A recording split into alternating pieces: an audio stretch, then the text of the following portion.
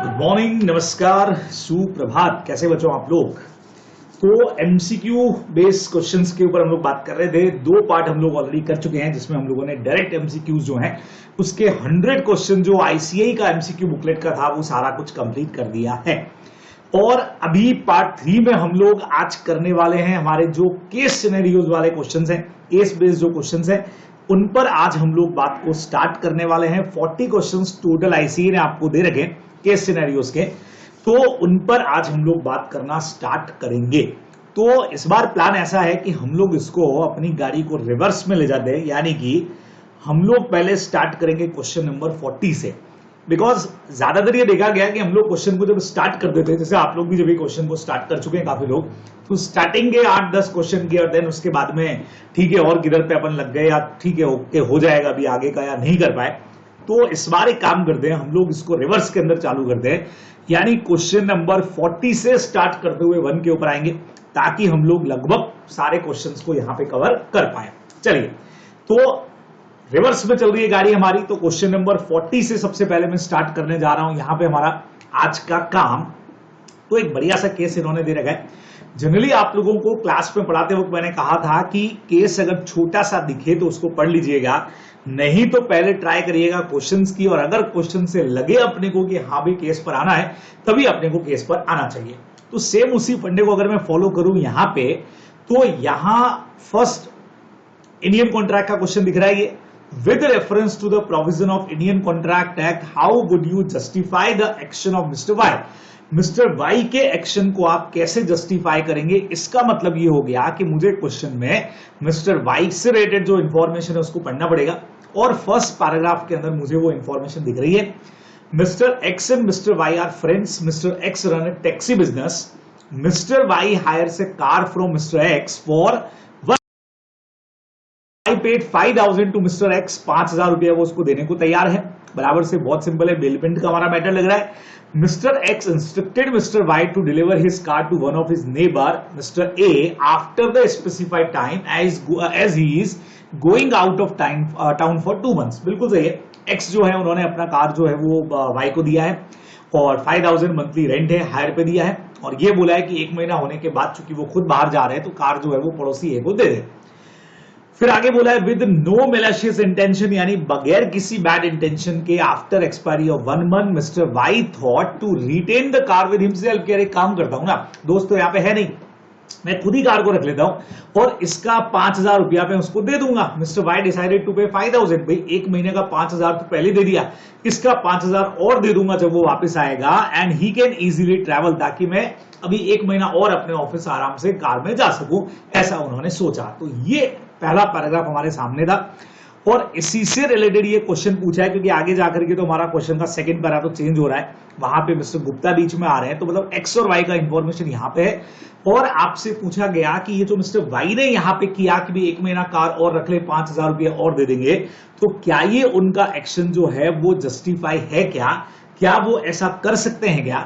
तो but obvious है, bailment का कॉन्ट्रैक्ट कहता है भले ही आपका इंटेंशन बैड न रहा हो, लेकिन रूल यही है कि जिस पर्पस के लिए, जिस टाइम पीरियड के लिए आपने गुड्स को बिलमेंट किया, मतलब लिया है, हायर पे लिया है, आपको उस पीरियड के खत्म होने के बाद बिली का ड्यूटी है कि वो गुड्स को बेलर को वापस से रिटर्न करेगा। बराबर, तो इसलिए उनका एक्शन यहाँ पे ठीक नहीं लगता है। तो वाई कैन रिटेन नहीं, Y was authorize to retain, ये भी नहीं। The car can retain by mister Y, जी नहीं। It was not justifiable for mister Y to retain the car after 1 month। ये आंसर हमारा एकदम प्रॉपर आंसर हमको लगता है कि भाई भले आप पैसा देने को तैयार हो, लेकिन उसको रखने का राइट आपके पास में नहीं है। अब सेकंड क्वेश्चन की तरफ बढ़े, तो यहां पे कोई मिस्टर गुप्ता की बात की है, मींस यहां हमारे पास मिस्टर गुप्ता थे सेकंड के अंदर, सेकंड पैरा के अंदर। Mister Gupta visited mister x. Mr. X needed 50,000 for his personal use. Mr. X promised to pay the amount in 3 months. Mr. X bought an imported TV from abroad. Okay, Mr. Gupta जो है वो जाते हैं कहाँ पे? Mr. X के पास में, और Mr. X जो है उनको 50,000 रुपए की जरूरत है उनके पर्सनल यूज के लिए। बढ़िया। मिस्टर एक्स प्रॉमिस करते हैं कि इसको 3 महीने के अंदर पैसा वापस कर देंगे, प्रॉमिस टू पे 50,000। मिस्टर एक्स जो है वो एक इंपोर्टेड टीवी लेके आते हैं अब्रॉड से। Since mister Gupta deals in electronic goods, तो he asked mister X to pledge the TV, to which mister X agreed कि भाई आप पैसे के बदले में क्या कर लो, बराबर, टीवी मेरे पास एक इंपोर्टेड है, उसको रख लो, और सामने वाला जो है वो इसके लिए तैयार भी हो जाता है। Mister x pledge the TV against the loan amount of mister Gupta, बराबर, कोई दिक्कत नहीं। द टीवी केबल जो है, अब यहां पे आगे क्या बोला है, इन्होंने आगे बोला है, एग्री हो गए, mister x place the TV against the loan amount of mister Gupta, the TV cable got damage bye mister x, उनसे डैमेज हो गया, but TV was in working condition, TV जो है वो बिल्कुल वर्किंग कंडीशन के अंदर है, बढ़िया कंडीशन के अंदर है। After the specified time mister X did not pay off the डेब्ट, मिस्टर एक्स ने पैसा जो है वो नहीं चुकाया बराबर से। Finally mister Gupta decided to sell the TV, तो बहुत सीधा सीधा सा हो गया कि यहाँ पे उन्होंने कहा भी अभी टीवी को सेल कर देना चाहिए टू रिकवर द डेब्ट, but had to bear the cost cable repair worth ₹5,000। Okay भाई, उसको सेल कर देंगे टीवी को, but had to bear the cost, उसकी जो रिपेयर की कॉस्ट है ₹5,000 वो उनको बियर करना पड़ेगा। ये क्वेश्चन के अंदर यहाँ पे बहुत सीधा सा अपने को दे रखा है, बराबर, क्लियर, कोई टेंशन नहीं है। तो यहाँ पे अब इस क्वेश्चन के बेस के ऊपर एक टीवी रखा गया है, प्लेज के ऊपर लोन लिया गया है, उसका रिपेयरिंग का खर्चा बेलर का जरूर हुआ है वहां पे, ये सब चीजें हैं हमारी। अब देखें यहाँ पे बेलर नहीं, यहाँ पे किसका खर्चा हुआ है, बेली का, जो प्लेज है उसका खर्चा हुआ है। तो will mister Gupta succeed in the suit to be made by him, क्या लगता है, क्या यहाँ पे केस वो कर पाएंगे, सक्सेस होंगे क्या? तो फर्स्ट ऑप्शन कहता है नो ऑफेंस इज कॉन्स्टिट्यूटेड, कि भाई किसी तरह का ऑफेंस इसके अंदर जो है वो नहीं है। सेकंड कहता है, एक मिनट रुक जाओ भाई, ये तो कुछ गड़बड़ मामला लग रहा है, मिस्टर गुप्ता सक्सीड इन अ सूट, ये तो केस वेस की बात होगी भाई, कोई केस वेस की बात हो रही है, मतलब कुछ तो गड़बड़ है, मतलब इस पैरा से भी क्या कुछ आगे बढ़ना पड़ेगा क्या? जी हाँ, ओके, आगे के 2-3 पैराग्राफ हमारे मिस्टर गुप्ता के ही है, तो आगे जाना पड़ेगा, क्योंकि इस क्वेश्चन का कनेक्शन इससे तो नहीं लग रहा है कहीं पर भी, केस वेस की तो कोई बात ही नहीं की थी हमने, तो इसका मतलब बच्चे लोगों अगले पैराग्राफ को भी पढ़ना पड़ेगा। Customer bought a music system from mister Gupta on 4th January 2022. The customer paid 10% of the amount in cash and issued 2 check dated 21st January 22 and 10 February 22. Okay, ठीक है। The first check issued by customer got clear on 4th February. बढ़िया चीज है भी, 4 फरवरी को जो check था वो क्लियर हो गया। मिस्टर गुप्ता ने दूसरा जो चेक है वो 12 मई को जमा करवाया। बच्चे लोगों देखिएगा, चेक जो आए हैं वो जनवरी और फरवरी के हैं, ठीक है। तो 10 फरवरी को अगर चेक आता है कोई भी, तो 3 मंथ्स के अंदर अपने को, मतलब मार्च हो गया, अप्रैल हो गया, 10 मई से पहले पहले वो डिपॉजिट हो जाना चाहिए था, लेकिन उन्होंने 12 मई को डिपॉजिट किया, which got the return due to insufficient funds in the bank account by the draw of the drawer, मतलब 138 लग सकता था। Mister Gupta send notice to the customer within a week, उन्होंने भेज दिया, और after receiving the information from the bank, bank ने जब इन्फॉर्मेशन दिया कि सर आपका चेक जो है वो रिटर्न हो गया है, तो अभी नाउ वो केस करना चाह रहे होंगे। The customer even after 15 days timing, 15 दिन का टाइमिंग अपन पेमेंट के लिए देते हैं 138 में, लेकिन वो देने के बाद भी जब सामने वाले का कोई जवाब नहीं आया, तो mister Gupta ask his lawyer to sue the customer under the relevant. Okay, इस पैराग्राफ से कनेक्शन था, वो मिस्टर गुप्ता यहां पे भी है, मिस्टर गुप्ता यहां पे भी है, पर खैर उस पैराग्राफ से क्वेश्चन नहीं था, वो यहां से क्वेश्चन था। तो क्या मिस्टर गुप्ता केस कर सकते हैं क्या बच्चे लोगों? देखो, पहली शर्त यही है कि आपको 3 मंथ्स के अंदर वो चेक बैंक में डिपॉजिट कर देना चाहिए था, तभी वो वैलिड 138 की कैटेगरी के अंदर आएगा, अदरवाइज नहीं आएगा, ठीक है। तो बहुत सीधा सा है, mister no offence is constituted, the cheque was presented within specified time, drawer of the cheque fail to make payment of the said money. तो आगे बोला है the notice in writing given to the drawer within a week regarding return. जी नहीं, बहुत सीधा सा है, इसमें कोई भी ऑफेंस कॉन्स्टिट्यूट नहीं होगा। ए option is absolutely correct, because बहुत क्लियर है, 3 महीना बराबर, तो फरवरी है, वहां से 3 मंथ्स कैलकुलेट, डेज में नहीं है, तो फरवरी का 28 डेज वगैरह नहीं, सीधा सीधा सा है कि 3 महीने का टाइमिंग है आपके पास में, तो आपको मई 10 के आसपास उस चेक को जमा कर देना चाहिए था, आपने नहीं किया, ठीक है। तो उस केस में आपको 138 में सूट फाइल करने का राइट भी नहीं मिलने वाला है, ये ध्यान में रखेंगे। तो नो ऑफेंस इज कॉन्स्टिट्यूटेड, ये हमारा आंसर रहने वाला है। तो ऊपर का पैरा जो अपन ने पढ़ा भाई, उसका कुछ यूज हुआ कि नहीं हुआ, तो लग ही नहीं रहा है। अगले क्वेश्चन में कोई अमित भाई साहब बीच में आ गए, मतलब अगला पैराग्राफ पढ़ना पड़ेगा। तो भाई जो सेकंड पैरा अपन ने पढ़ा था, ये टीवी वाला, प्लेज वाला, इसका फिलहाल तो कोई यूज अभी देखने में नहीं है, ठीक है। तो आइए थर्ड पैरा पे चलते हैं। मिस्टर अमित कहीं पे है? बिल्कुल है। Mister Gupta son Amit found Rado watch in his cafe, उनके कैफे के अंदर उनको एक वॉच यहाँ पे मिला है, lying on the floor Amit try to find the owner of the watch but all his effort went to vain, waste हो गए, मिला ही नहीं। Amit got the watch repair from the showroom, कुछ गड़बड़ हुआ होगा तो रिपेयर कराया बाय पेइंग ₹1000, 1000 रुपया देके वॉच को रिपेयर कराया। Next day Amit came to know about the real owner, real owner उनको मिल गया फ्रॉम द एडवर्टीजमेंट था एक न्यूज़पेपर के अंदर, और स्टेडिंग the loss of watch in the cafe along with the reward 4000। क्या बात है, समझ गए, 4000 का जनरल ऑफर है भाई, 4000 का रिवॉर्ड भी डिक्लेयर था उसके अंदर कि जो भी वॉच रिटर्न करेगा उसको 4000 रुपया देने वाले हैं। Amit went to the owner to return the watch, वो वहां पे पहुंच गए हैं, बराबर। फाइंडर ऑफ लॉस गुड्स के पास में राइट है कि रिवॉर्ड का पैसा और अपने खर्चे का पैसा वो ले सकता है। अमित डिमांडेड 5000, वो कह रहे भाई 4000 रुपया रिवॉर्ड का, 1000 रुपया मुझे वो दो for repair of the watch, ठीक है, ये उन्होंने मांगा है। क्वेश्चन में क्या पूछा है बच्चे लोगों अपने से, क्वेश्चन में पूछा है according to the provisions of Indian contract act what should be the liability of the owner to pay to Amit. यहां पे ओनर कितना पैसा पे करे, तो the owner need to pay the reward amount as well as the repairing of the cost. सही है, बिल्कुल सही है, रिवॉर्ड और कॉस्ट दोनों देना पड़ेगा। Amit has no right to claim the repairing, क्यों नहीं मांगेगा भाई, गुड्स को लुक आफ्टर करने के खर्चे ले सकता है। सी नंबर कहता है, तो ए ऑप्शन ठीक लग रहा है अभी तक तो।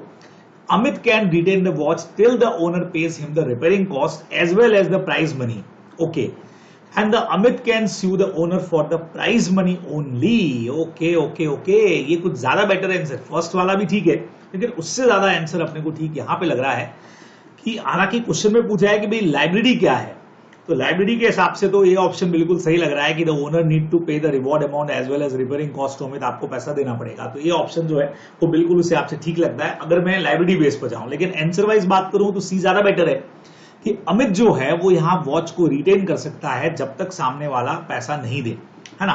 देखो रिपेयरिंग कॉस्ट के लिए भी और प्राइस मनी के लिए भी, लेकिन जहां तक सूट फाइल करने की बात हो, यहां पे गुड्स को रिटेन कर सकते हैं आप, लेकिन सेल करने का राइट रिपेयरिंग के एक्सपेंसेस के लिए नहीं कर सकते, बराबर अपने को ध्यान में रखना है। गुड्स के 2/3 के वैल्यू के बराबर वाला या पेरिशेबल वाला तो पॉइंट लग नहीं रहा है, तो Amit can sue the owner for the prize money, आप केस जो है वो खाली प्राइज मनी के लिए कर सकते हो, और सर रिपेयरिंग कॉस्ट के लिए उसके लिए आप गुड्स रिटेन करके रख सकते हो, वो तो दोनों के लिए रख सकते हो, तो सी ऑप्शन ज्यादा बेटर है इसके अंदर, तो सी इज करेक्ट आंसर बच्चों, अदरवाइज ए भी करेक्ट होता। तो कई बार सारे ऑप्शंस देख लेने चाहिए, ये एकदम फर्स्ट क्लास लग रहा है कि भाई ओनर को पे करना पड़ेगा, क्वेश्चन पूछा भी यही है ओनर का लाइब्रेरी, लेकिन आंसर वाइज हमारा ज्यादा बेटर जो डिटेल है वो सी में दे रखा है, तो C option is correct. Number next, according to the provision of Indian contract act how would you evaluate mister Yasin situation, okay, तो यासीन को भी पढ़ना पड़ेगा भाई, किधर है देखें, लास्ट पैरा बचा है, वो पैरा अपने ऐसे ही पढ़ लिया जिसपे क्वेश्चन ही नहीं है। Mister X lend his car gratuitously to the banker friend mister Yasin till summer vacation, ऐसे ही दिया उन्होंने, बराबर, but after 15 days summer vacation के लिए कार दिया, ग्रेचुइटसली बोले तो फ्री में दे दिया है, बराबर से, but after 15 days mister x terminated the contract, बिल्कुल आप ग्रेचुइटसली किसी को देते हो तो टर्मिनेट कर सकते हो, अपना कार वापस ले सकते हो। Due to summer vacation no car were available, और यासीन को दूसरा कार अरेंज करना पड़ा और रेट जो है वो 12000 देना पड़ा, जो जनरली अवेलेबल होता 8000 में। तो सिस्टम कहता है कि ग्रेचुइटसली बेलमेंट जब बेलर ब्रेक कर देता है तो वो कॉम्पनसेशन पे करेगा बेली को, बराबर से, जितना बेनिफिट रिसीव किए होंगे बेली ने उससे ज्यादा अगर उसका कॉस्ट लग गया है तो बिल्कुल उसको पैसा देना पड़ेगा एक्स्ट्रा वाला। तो देखें क्या क्वेश्चन पूछा गया था मिस्टर यासीन पे, हमारा क्या क्वेश्चन था, ये वाला, according to the provision of Indian contract Yasin situation mister X is liable to compensate mister Yasin for the loss which is excess to the benefit derive by mister Yasin. तो अगर आपका लॉस हुआ है और वो आपके बेनिफिट से ज्यादा है, दिख रहा है ना, 8000 रुपए लगते नहीं तो 12000 देने पड़ रहे हैं, तो वो जो एक्स्ट्रा देना पड़ रहा है भाई उसके लिए मिस्टर एक्स जो है वो रिस्पॉन्सिबल रहेंगे, सिंस नो कंसिडरेशन नहीं, इसमें ऐसा कोई पॉइंट नहीं है, no loss is cost to Yasin, is not liable, mister Yasin is liable to get compensation, it is expressly mention in the contract, जी नहीं, A option is absolutely correct, बिल्कुल क्लियर बोला हुआ है सेक्शन के अंदर कि जितना भी excess of the benefit derive आपको अगर लॉस हो रहा है तो उसके लिए हमारा बेलर रिस्पॉन्सिबल रहेगा, तो ए ऑप्शन इज एब्सोल्युटली करेक्ट। यहाँ आंसर्स आपको देखे हुए रखे हुए सारे, तो ये हमारा एक क्वेश्चन यहाँ आकर के हो जाएगा कंप्लीट, बराबर।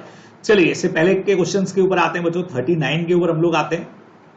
39 वाला क्वेश्चन भी हमको दे रखा है यहाँ पे, अच्छा सा क्वेश्चन है, ये देखिए इतना बड़ा सा क्वेश्चन है, अंकित एंड अमित आर फ्रेंड्स, बराबर, इस पे क्वेश्चन है, तो क्या करें अमित, हमेशा की तरह पहले मैं फर्स्ट क्वेश्चन के ऊपर ही जाता हूं, फिर जरूरत होगी जैसे जैसा क्वेश्चन पढ़ता जाऊंगा। Referring to the provision of Indian contract act decide whether Ankit is absolve from his liability to mister Sunil. Okay, तो यहां पे अंकित और सुनील के बीच का कोई ट्रांजैक्शन है, यहां पे इन्होंने पूछा है, तो इसका मतलब मुझे क्वेश्चन को चेक करना पड़ेगा क्योंकि अमाउंट भी दे रखा है। तो अंकित और सुनील, तो मुझे यहाँ पे फर्स्ट के अंदर अंकित, अमित, सुनील सब दिख रहे हैं, तो फर्स्ट पारा पढ़ते हैं। Ankit and Amit are friends, ठीक है भाई, दोस्त हैं, बहुत बढ़िया बात है। Amit asked Ankit to become guarantor for his cousin Aarav, a grocery seller, for an amount of 1,50,000। Okay, तो इसका मतलब यहाँ पे अमित आस्क अंकित, तो अंकित हमारा जो है वो यहाँ पे श्योरिटी के बेस पे अपने को लग रहा है, अमित का तो खैर कोई रोल है नहीं। आरव जो है वो डेटर की जगह पे लग रहा है, और ग्रोसरी वाला जिससे ये गुड्स ले रहे होंगे वो हमारा क्रेडिटर की जगह पे लग रहा है। 150 का इन्होंने गारंटी दिया है। This was required so that mister Sunil, okay, supplier, ये ग्रोसरी वाला मिस्टर सुनील हो गया, बराबर, may from time to time supply goods on credit basis to Aarav during next 1 year. 1 साल तक 1,50,000 तक के गुड्स जो सप्लाई करेगा सुनील आरव को, उसके लिए अंकित ने दिया है guarantee. Ankit purchase items worth ₹50,000 for mister Sunil, 50,000 के गुड्स परचेज किए and paid the amount with in 15 days, और पैसा पे भी कर दिया, कहानी खत्म।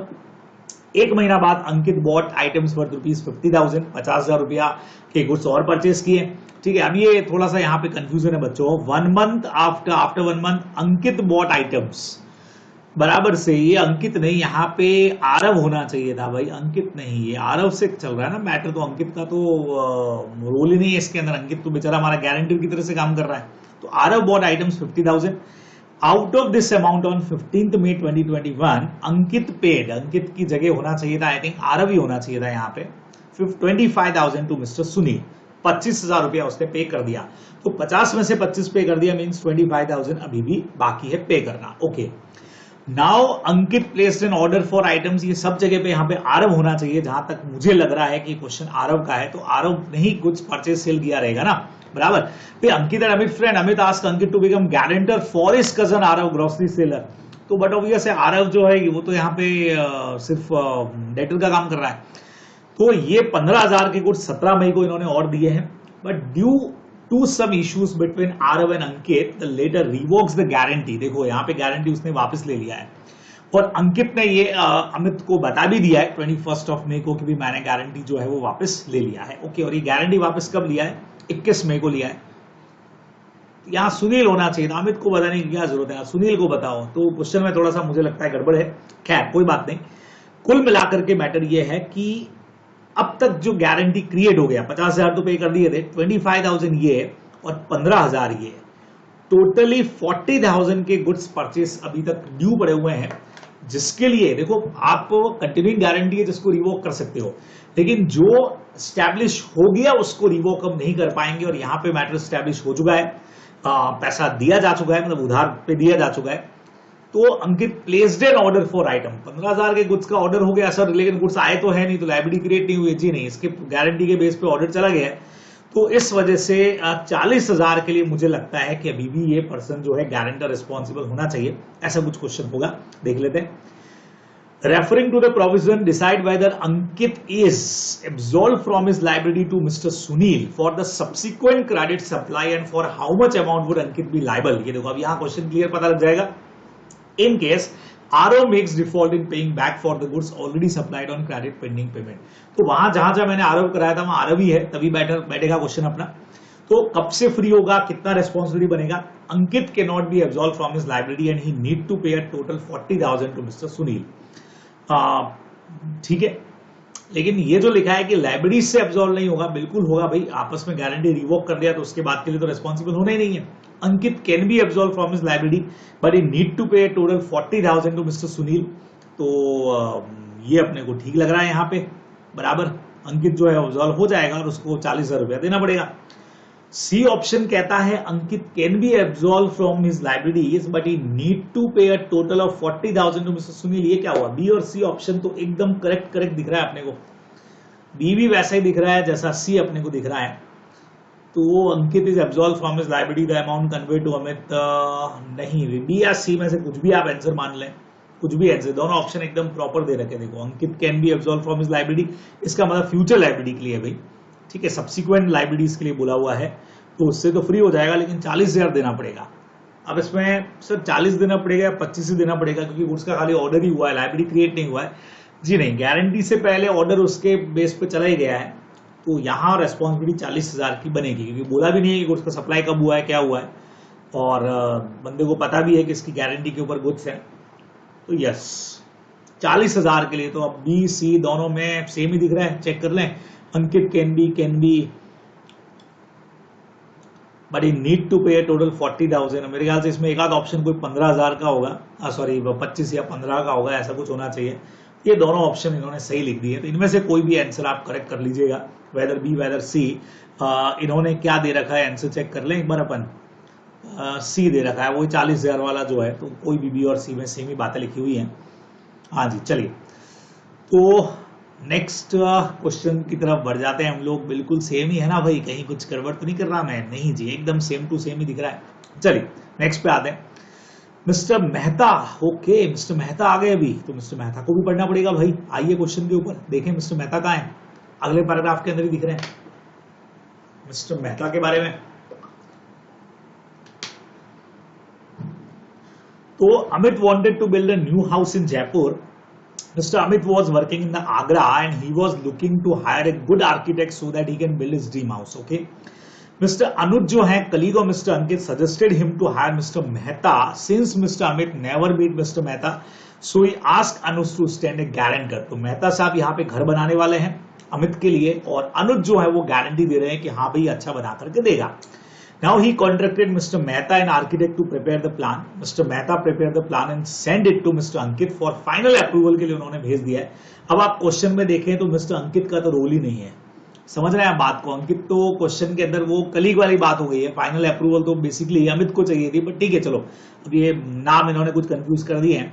The payment was to be made on instalment basis at a various stage of completion.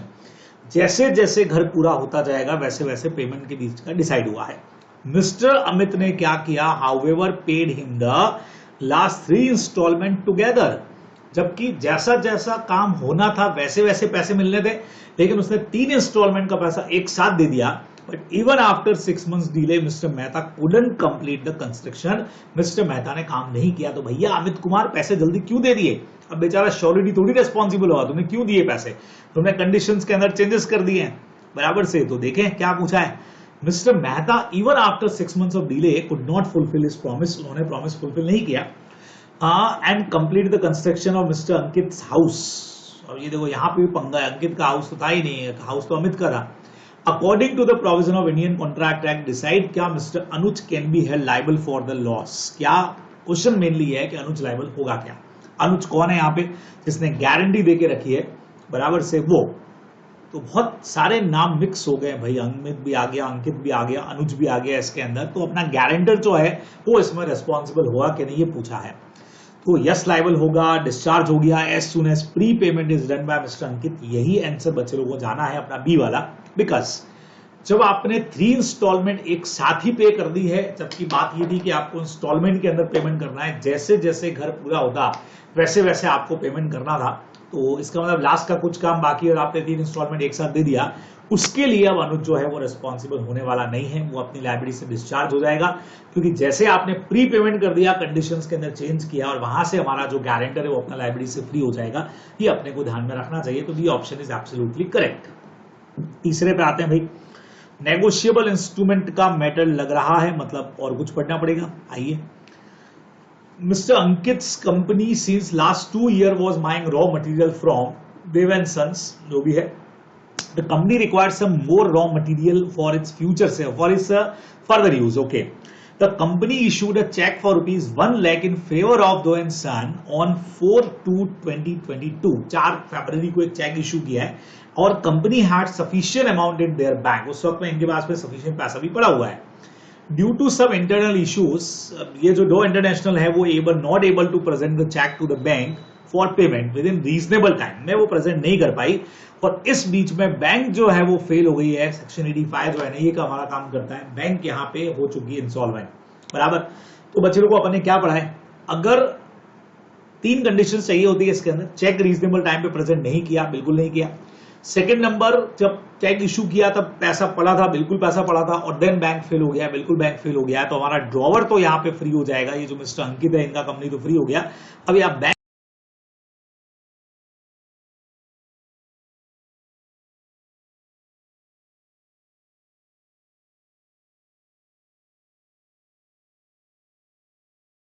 bank as the company is discharges the liability when it is not presented bank on time. C option is absolutely correct। पढ़ के आए हम लोग पूरा, ये अपने को ध्यान में रखना चाहिए।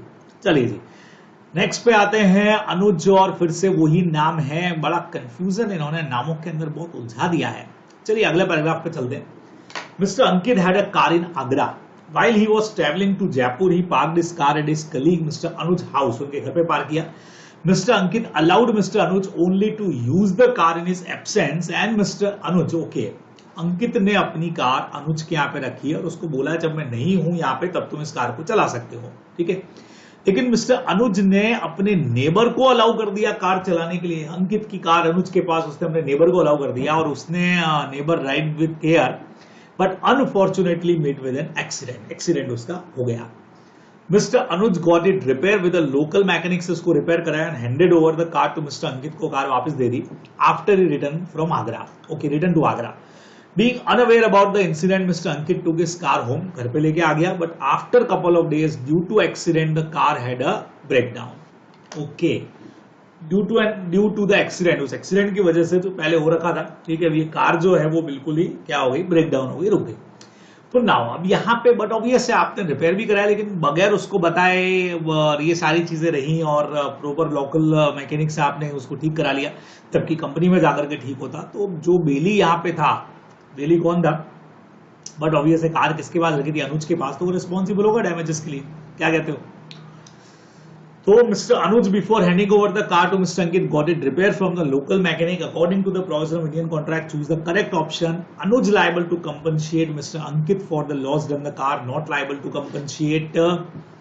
सी कहता है not liable to compensate, liable only in case he was driving the car. जी नहीं, कार आपके पास रखी थी, यूज करने का राइट आपको दिया था, आपने किसी और को कार दे दिया, जो भी लॉसेज होंगे उसके लिए मिस्टर अनुज रिस्पॉन्सिबल रहेगा। ये अपने को यहाँ पे ध्यान में रखना चाहिए। वेदर आपने रिपेयर कराया, लेकिन सर अगर लोकल मैकेनिक के कंपनी से कराया होता, कंपनी से अगर आपने कराया होता तो बट ऑब्वियस इसके ओनर को पता लगता ही लगता अंकित को, और अंकित को ध्यान में रख करके फिर बात की जाती, तो मैटर ये अलग होता है इसके अंदर।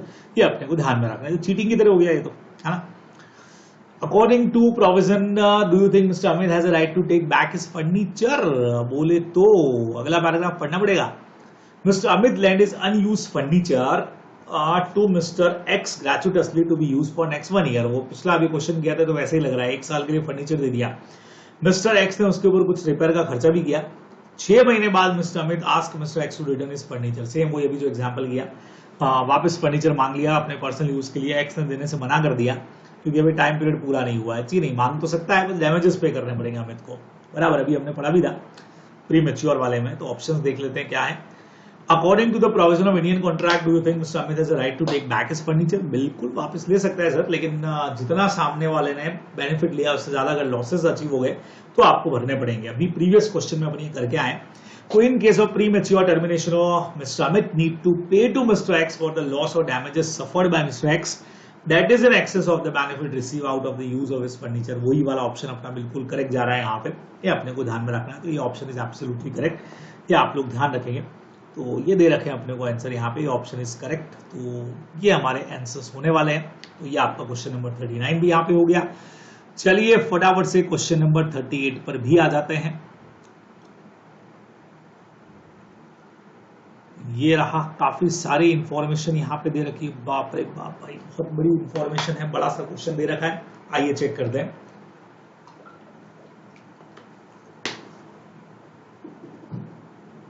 रौनक and Mohammad are brothers and they engage the business of dairy.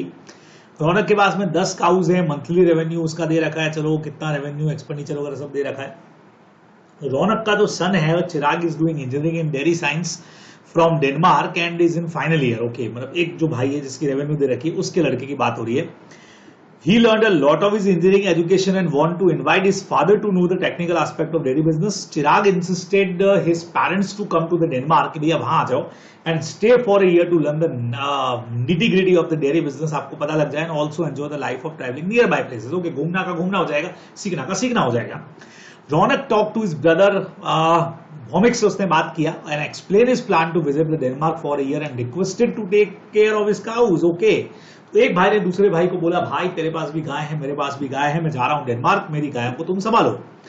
The labourers are engage for the maintenance of cows and delivery of the milk and Bhaumik is just to have watch over. Okay, उसने बोला भाई मैंने labours रखे हुए हैं, maintenance वो कर लेंगे और दूध का डिलीवरी भी वो दे देंगे, सिर्फ तुमको वॉच करना है प्रॉपर तरीके से कि ढंग से काम हो रहा है कि नहीं हो रहा है, रेवेन्यू कलेक्ट करना है और मेरे गायों की काउस की देखभाल लुक आफ्टर करना है, टेक केयर करना है जब तक वो वापस नहीं आ जाता. Ronak also offered Bhomik that the taking care of his dairy business he will pay 10,000 per month. उसको देने को भी ये तैयार हो गया, ये कॉन्ट्रैक्ट उनके बीच में हो गया. Ronak also told Bhomik that the cows are covered under the insurance policy. कि टेंशन मत लेना, मेरी सारी काउस का इंश्योरेंस करवा रखा है जिसके लिए he has already paid the advance premium and उसने इंश्योरेंस पॉलिसी ऑलरेडी भौमिक के साथ में शेयर कर लिया. सब कुछ तो भाई करके गया ये. However, लेकिन पंगा किधर है? लॉ में क्वेश्चन आ रहा है, मतलब पंगा तो होगा. Ronak did not disclose that one cow is under sickness. It very often falls sick and need to be taken care. और Bhomik agreed and the cows were shifted to Bhomik Dairy Farm's house. एक गाय को बीमारी है, वो सिक है और उसकी ज्यादा केयर की जरूरत है, ये उन्होंने नहीं बताया भाई. रौनक ने अपने भाई को नहीं बताया, बाकी सारी इंफॉर्मेशन दे दी. Now Raunak and his wife went to Denmark to stay with their son and to understand the dairy business there and to visit to near places. चले गए. इस बार मैंने क्वेश्चन पूरा पढ़ लिया पहले. Bhomik was now looking after the dairy business of Ronak along with the dairy business वो look after कर रहा है. लेकिन during the year 2 cows gave birth to calves. बहुत सीधा सीधा सा आपको पता है, जो भी काफ होता है, ठीक है, तो जो भी काफ यहाँ पे हुआ, काउस का जो भी काफ है, तो जो इंक्रीमेंट इन द गुड्स है वो अपने को रिटर्न करना पड़ता है, अपने पड़ा हुआ है. तो मेरे ख्याल से कितनी 10 काउस दी थी, तो 2 साथ में ये जो काफ है वो भी वापस करने पड़ेंगे.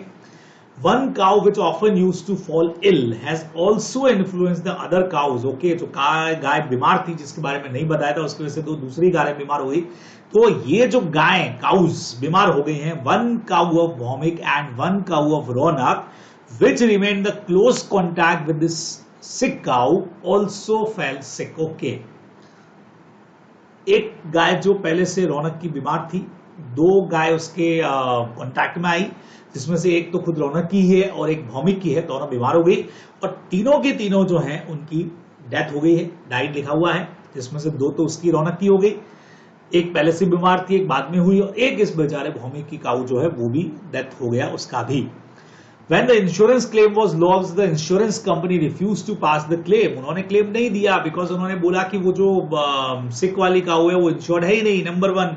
दूसरा, पोस्टमार्टम रिपोर्ट बाकी 2 जो गाय उनके बारे में भी बोलती है कि उसके इन्फेक्शन के अंदर आकर के ऐसा हुआ है, इस वजह से उनका भी क्लेम उसने कर दिया है रिजेक्ट. ठीक है भाई. When Ronak returned back to India, he demanded his cow back कि मेरा काऊ वापस लेके आओ. भौमिक ने क्या किया कि 8 गायें वापस दे दी कि भाई 10 थी, उसमें से 2 तो मर गई, 8 वापस ले लो, लेकिन काफ को रिटर्न करने से मना कर दिया. Bhomik informed Ronak that due to one sick cow, his cow also became sick and died, और इंश्योरेंस क्लेम भी उसका एडमिट नहीं हुआ, ये भी उसने सामने वाले को बता दिया. ठीक है, अब ये पूरा क्वेश्चन था. तो ये पूरा का पूरा क्वेश्चन बच्चे लोगों, अगेन हमारा बेलमेंट जो है कि भाई बेलमेंट पे गुड्स दिए गए, बढ़िया क्वेश्चन है, उस पर है एग्जाम के अंदर. आई थिंक ऐसा एक क्वेश्चन आ भी चुका है, तो आइए देखते हैं इसके आंसर्स के अंदर क्या है, क्या कुछ होना चाहिए. फर्स्ट बोला है, what was the fault on the part of Raunak in this case. Raunak की क्या गलती है भैया, तुमने इन्फॉर्म नहीं किया था उस गाय के बारे में, ये तुम्हारी गलती है. तो not taken insurance of the sick cow, या not inform the continuous sickness of cow, या left the cow is brother, उसकी गलती है, या बिफोर गोइंग उसको बेच देनी चाहिए था सिक काउ को, जी नॉट इन्फॉर्म.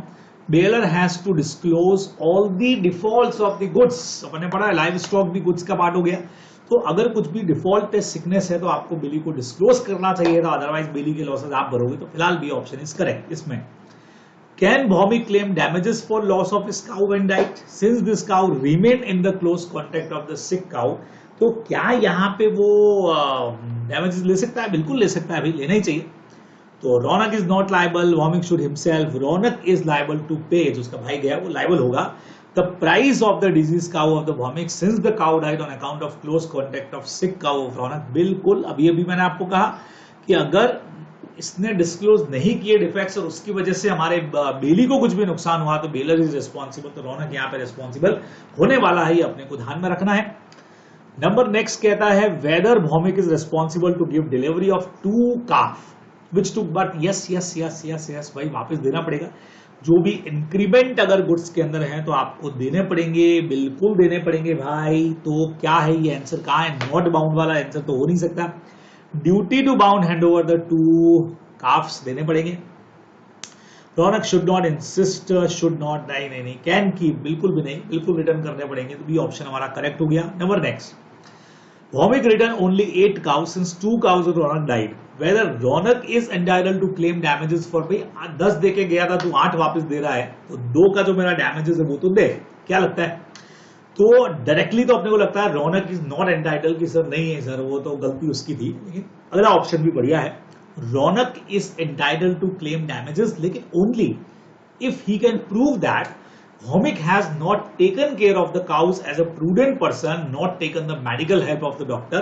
एक बीमार भी है तो आप हेल्प ले सकते थे। अगर ये पता लगे कि आपने मेडिकल हेल्प वो सिक काऊ के लिए नहीं, वो और जो उसकी काऊ भी जो मर गई उसके लिए वगैरह, मतलब 2 काऊ इसकी भी तो गई ना, मतलब एक उसकी गई तो 2 इसकी भी गई है, उसके लिए तो अपन रेस्पॉन्सिबल कर ही चुके हैं उसको, बराबर।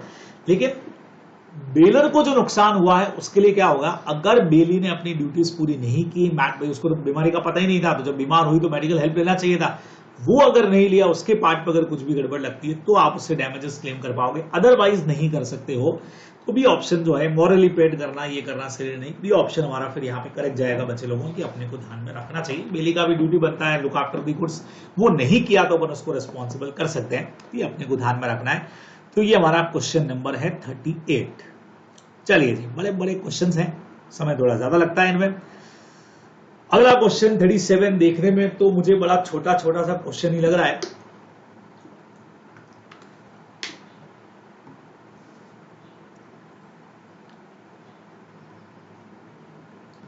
हाँ जी, चलिए प्रमोशनरी नोट वगैरह के क्वेश्चंस लग रहे हैं, तो कहीं ना कहीं ये क्वेश्चन मुझे लग रहा है कि होना चाहिए अपना NIS से रिलेटेड क्वेश्चंस यहाँ पे नजर आ रहे हैं। तो आइए बच्चे लोगों, और दिख भी छोटा सा ही रहा है तो केस को पढ़ ही लेते हैं।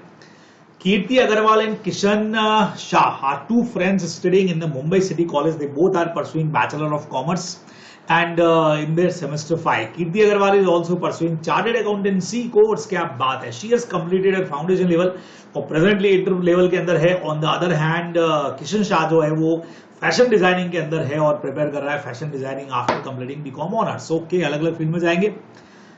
One fine morning over a cup of tea, Kirti and Kishan KK heard 2 person promising to financially help each other. वो सुनते हैं कि एक जना दूसरे की हेल्प कर रहा है। One person जिसका नाम P होता है वो another person Q को प्रॉमिस करता है कि he will pay him a certain sum of money on 76th of Independence Day of India. जो इस क्वेश्चन के हिसाब से अभी आना है, इस क्वेश्चन को आज 1-2 साल बात कर रहे होंगे सर 76 तो कब का चला गया, ये तब की बात है कि जब 76 वाला आना है। To this Mr. Q ask Mr. P to pay a sum of this to Mr. P to pay the sum of Mr. R, friend of Mr. Q. Okay. तो यहाँ पे to this Mr. Q ask Mr. P to pay this sum to Mr. R, कि उसके friend को पैसा दे देना। Okay, P और Q के बीच में पैसा R को दे देना।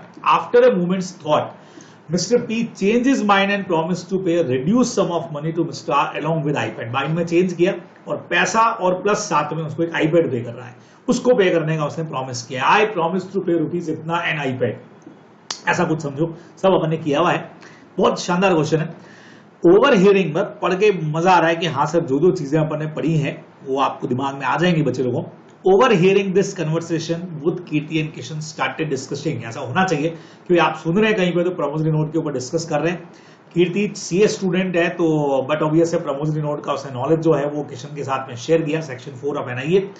तो having heard the detail, Kishan was curious है, बहुत ज्यादा क्यूरियस किस चीज को लेके in his mind regarding promissory note, बहुत जानना चाह रहा है इसके बारे में।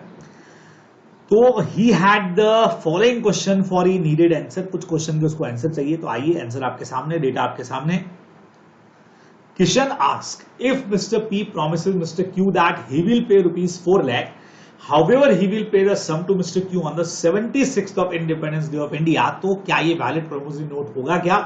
बच्चे लोगों, अगर कोई भी ऐसी कंडीशन है, मैंने आपको पहले भी कहा था कि जो सर्टेन टू हैपन हो, समझ रहे हैं आप मेरी बात को, जो सर्टेन टू हैपन हो तो हमेशा वैलिड होती है, ठीक है। अनकंडीशनल अंडरटेकिंग सब ने पढ़ा था, लेकिन सर्टेन टू हैपन होना चाहिए। तो ये कंडीशन सर्टेन टू हैपन है बराबर, तो no this is not valid because conditional not valid statement है। Yes this is a valid promissory note as the event state is the promise is bound to happen, so answer number C is correct. भाई 76 वाला आएगा तब पे करने की बात की है, सो वैलिड है। सेकेंड बात, Kishan asked when Mr. P promises to pay a friend of Mr. Q 2 lakh along with iPad on his birthday। बच्चे लोगों, ओनली मनी होना चाहिए, मनी के साथ दूसरी चीजों को आप नहीं लगा सकते हो। It is not a valid promissory note, order to pay must consist of money only. Option तो ए ही सही दिख रहा है, it is not a valid promissory note, there is no clarity on which birthday. जी नहीं, ये बात नहीं है, वो बर्थडे के साथ अमाउंट लगाना ही गलत हो गया।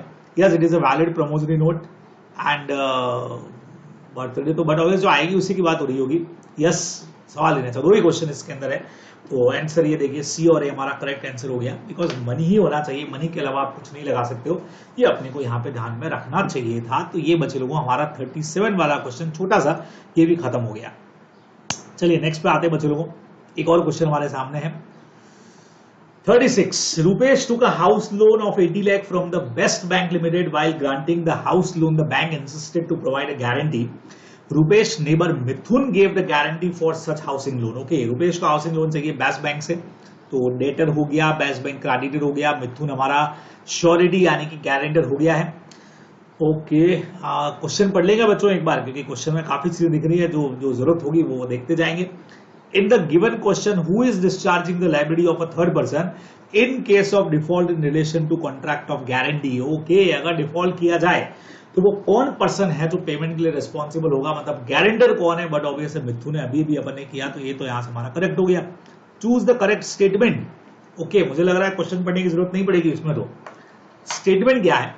The liability of surety secondary, बिल्कुल सही है ये तो, and arise immediately on the default by the principal debtor, and the bank can sue the surety directly after obtaining prior permission of the court। नहीं भैया, परमिशन ऑफ कोर्ट की तो बात ही नहीं है, ये तो सही नहीं है। Second number, liability of surety is primary, ये तो यही गलत हो गया, होती नहीं है।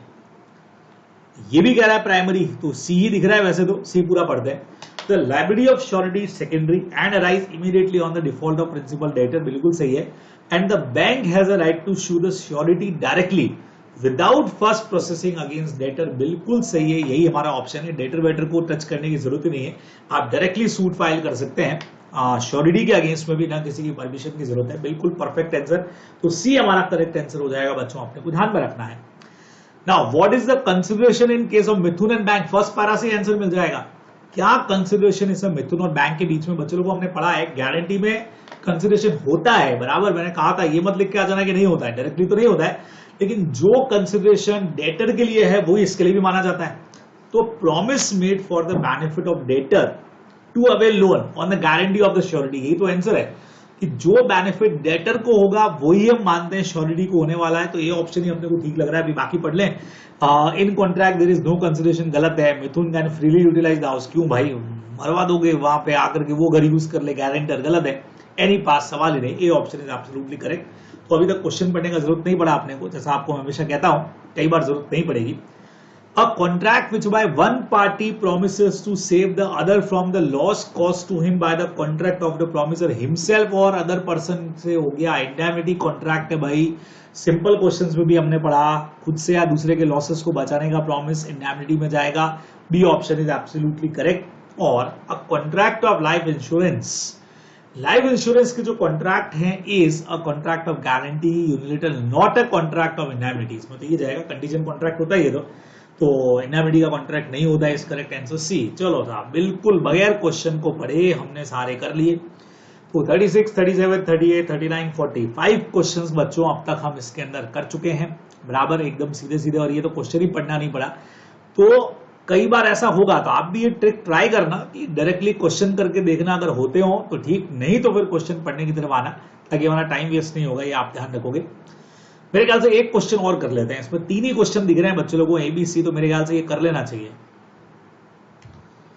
ओके, क्वेश्चन भी छोटा ही लग रहा है। चलो एक क्वेश्चन आखिरी कर लेते हैं आज के सेशन में। Anshul Nikita husband and wife हैं, they are engage in the business of trading of handloom item. They purchase handmade bedsheet, towel, napkin and other related item for Solapur, Maharashtra और राजस्थान में सेल करते हैं। उनका एक फ्रेंड सजेस्ट करता है to form a private limited company by corporatization their business. उन्होंने corporatization कर दिया बिजनेस का। They will have more recognization and also be able to export. Okay, they form a company Anshul Textile Private Limited and both were the only member. Private company खोल लिया है। They used to get the handling work job basis and according to the demand and sale Indian market। Company लोगों को कोई point इसमें दिख नहीं रहा है मुझे यहाँ तक। द कंपनी प्राइवेट कंपनी खोला वो अच्छा है। The company also avail credit facility, bank से लिया 20 लाख का, ट्रैवल करता है डिफरेंट प्लेसेस के ऊपर, ये भी ठीक है। One of the day aircraft in which he was travelling crash with landing. 2 में से एक मेंबर की डेथ हो गई, कंपनी चलेगी, परपेचुअल सक्सेशन कहता है, सारे पैसेंजर की डेथ हो गई including Anshul. Now Nikita was the only member of that private company and family friend suggest करता है कि member of the company to include her brother as a member of company, कि भी भाई को इंक्लूड कर लो। पर Nikita did not agree about suggestion. Instead she thought to get convert from private company into OPC and make nomination in favour of her brother. Okay, nominee बना देती है अपने भाई को। निकिता का ब्रदर रोहन जो है वो इंडियन सिटीजन है और प्रेजेंटली अभी वो ऑकलैंड के अंदर है, न्यूजीलैंड में, in connection with his employment, लेकिन इंडियन सिटीजन है, ये यहां पे बोला है। अब क्वेश्चन क्या कहता है बच्चों, after the death of Anshul for how much time period Nikita can carry business without incurring any personal liability on her part. Section 3 ये कहता है एक मेंबर अगर कम हो गया, 2 से 1 पे आ गया है, 6 महीने तक आप बिजनेस कंटिन्यू रन कर सकते हो, उसमें कोई दिक्कत नहीं आने वाली, अपन लोगों ने पढ़ा हुआ है बराबर से। तो 6 मंथ्स हमारा आंसर जो है वो जाने वाला है बच्चे लोगों। यहाँ पे डी ऑप्शन हमारा एब्सोल्युटली करेक्ट चला जाएगा, ये अपने को ध्यान में रखना है। नेक्स्ट पे आते, नॉमिनी कौन हो सकता है, डायरेक्ट क्वेश्चन पूछ लिया। नॉमिनी के OPC shall be Indian citizen whether resident in India और अदरवाइज। बच्चे लोगों अब तो आप जानते ही हो बराबर, नॉमिनी कौन होगा, नेचुरल पर्सन तो है ही है, इंडियन सिटीजन, और नया प्रोविजन कहता है वेदर रेजिडेंट और अदरवाइज। तो यही आंसर ठीक लग रहा है अपने को, 60 ईयर ऑफ एज नॉमिनी, जी नहीं, A option is absolutely correct, सामने दिख रहा है। आखिरी क्वेश्चन इसका, क्या रोहन को आप बना सकते हैं क्या, बिल्कुल इंडियन सिटीजन है और रेजिडेंट होगा तो जरूरी है ही नहीं, वैसे भी वेदर हो चाहे नहीं हो क्या फर्क पड़ रहा है, तो बिल्कुल बना सकते हो उसको। तो since is out of India नहीं बन सकता, गलत है। He can be nominee and has to provide his consent देना पड़ेगा, बिल्कुल उसको बन सकता है। एम्प्लॉयमेंट में तो नहीं बन सकता, क्यों नहीं बन सकता है, बिल्कुल बन सकता है। नो ऑब्जेक्शन सर्टिफिकेट लाना पड़ेगा, बिल्कुल भी नहीं। तो सर वो था ना 120 डेज उसको रहना है, उसमें अब बच्चों जैसा आपको हमेशा मैंने कहा कि अब तो प्रोविजन आ गया weather he is resident in India और अदरवाइज, तो इस वजह से रेजिडेंट हो नहीं हो, फिलहाल तो इंडियन सिटीजन है तो हमारा काम हो जाएगा, तो बिल्कुल नॉमिनी बन सकता है। B option is absolutely correct, ये अपने को ध्यान में रखना है।